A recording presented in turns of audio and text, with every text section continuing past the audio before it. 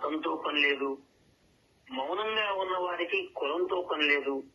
మౌనంగా ఉన్న వారికి హెచ్చు తగ్గులతో పని లేదు. మౌనంగా ఉన్న వారికి చుట్టూ జరుగుతూ ఉన్నటువంటి అలజడి గందరగోళంతో అస్సలు పని లేదు. దైవ స్వరాన్ని వింటారు. మీరు భావించుకున్న పూర్వపు ఏ స్థితి అయితే ఉందో ఆ స్థితిలోనే మీకు ఆ దివ్యవాణి యొక్క స్వరాన్ని మీరు వినడానికి అవకాశం ఉంది. భవిష్యవాణి యొక్క స్వరాన్ని వినడానికి అవకాశం ఉంది. ఆ భగవత్వాణి మీరు వినడానికి అవకాశం ఉంది. అందుకే చెప్తున్నాను, త్రికరణ శుద్ధిగా మౌనంగా ఉండండి, అర్థమవుతుంది. ఎవరి ఆహత కొద్ది వారు ప్రయత్నం చేయండి, ఉపయోగం అయితే ఉంటుంది. భౌతిక జీవితంలో చాలా మంచి జరుగుతాయండి. ఇప్పటికే చాలా నష్టపోయాము. మనం నోరు తెరవడం ద్వారాగా, మన వాయిస్ గందరగోళం చేసుకోవడం ద్వారా, మా మనసు కకావికలం చేసుకోవడం ద్వారా చాలా నష్టపోయాము. ఒక ముఖ్యమైన రహస్యాన్ని చెప్తాను, ఎవరికి చెప్పకండి. ఇది పరమ రహస్యం. ఎవరికి వారికి చెవు దగ్గర చెప్తూ వినపడలేదు సార్. మాకు మీరు చెప్పింది మాకు వినపడలేదు సార్. నేను రహస్యం చెప్పా కదా, రహస్యం పెద్దగా చెప్తారా?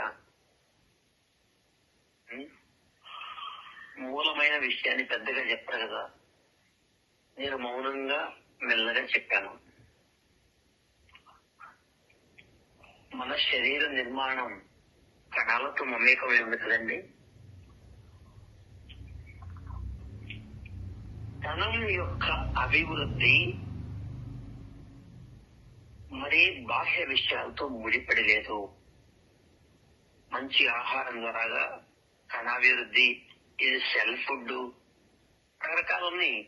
మన ప్రపంచ వ్యాపార మార్కెట్ లో కణాహారం అండి అని చెప్పని రకరకాలు చేస్తూ ఉంటారు. తప్పేం లేదు, ఒక ప్రయత్నం. అయితే మౌనంగా ఉన్న వారికి కణాల యొక్క అభివృద్ధి బాగుంటుందండి.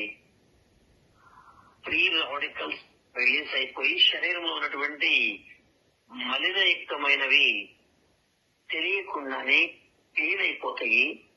ఆంతరంగికంగా, ఆ మానసికంగా ఉన్నటువంటి ఏదైతే ఆ విషతుల్యమైన చెడు ఉందో అది క్లీన్ అవుతుంది, కేవలం మౌనంగా ఉండడం ద్వారా.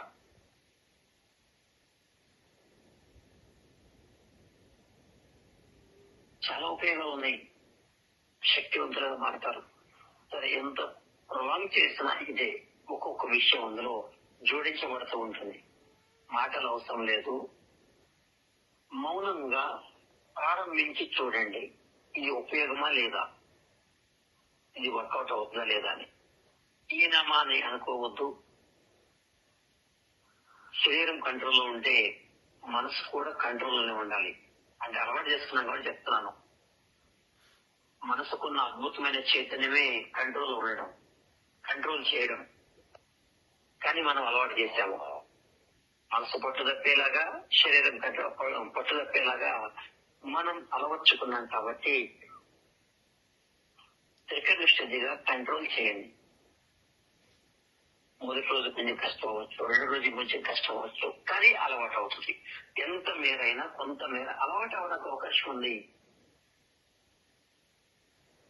ఆ సమయానికి వెళ్ళి పరందరికి వెళ్ళి కూర్చోమని చెప్పట్లా. మీకు ఎక్కడ ఏ వసతి, ఏ అనుకూలం ఉంటేనే అనుకూలంగా కూర్చోండి. ఇంట్లో వాళ్ళకి ఒక రోజు అర్థం కాదు, 2 రోజులు అర్థం కాదు, కొంచెం అటు ఇటు హడావుడి చేస్తూ ఉంటారు. కానీ కొద్ది రోజులకు అలవాటు అయిపోతుంది. మరీ ప్రాముఖ్యంగా మన ప్రమీళ గారికి అయితే